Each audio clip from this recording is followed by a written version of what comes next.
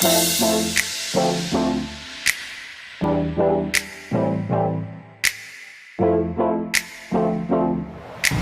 what's up guys? Ngayon, magkakabit kami ng carburetor ng TMX 155 sa aking RS100. Aking Yamaha RS100 model 2019. Shoutout nga pala sa aking pinakamagaling na mekaniko, si Boss Jay. And kung bago ka lang po sa channel ko, pakiclick na lang po ang subscribe button and papalo na rin. And kung hindi nyo naman like, ayos lang din. Then, stay tuned po.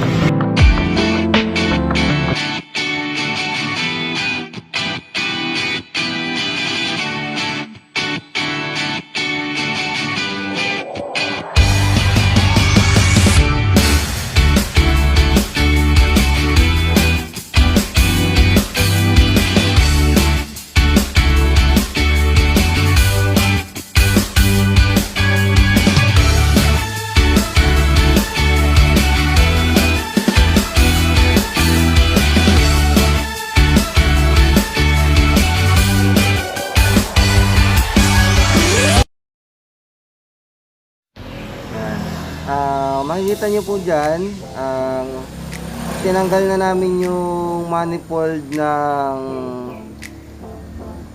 RS100. Then, inire-ready na namin yung carburetor ng TMX 155. Sukat naman yan. Then, ito po, makikita na nyo, inalis na namin yung manifold ng RS100.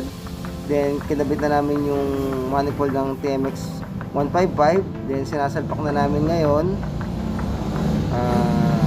Then abangan nyo na lang mamaya, kakabit na rin namin yan. Thank you.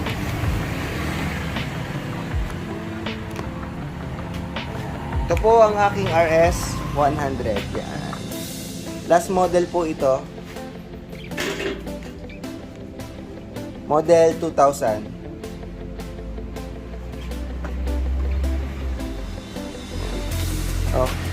Ang ginawa po namin dito sa RS100 po namin, pinalitan po namin siya ng carb ng TMX 155. Kalimitan sakit po kasi ng TMX 155. Kalimitan sakit po ng RS100 ay yung kanyang carburetor. Malimit po kasi nag-overflow po yon pag napabayaan yung open yung gas. Then pag medyo matagal na, medyo hirap na rin siyang itono. Kung mapapansin nyo po, tinanggalan po namin yung manifold ng RS100. Then, pinalitan po namin ng manifold ng TMX 155. Sukat naman po yun. Kaso, dalawa lang naman po talaga nakakabit.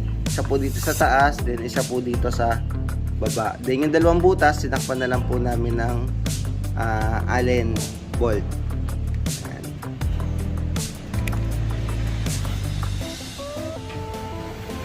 Then, madali lang naman siyang buhayin.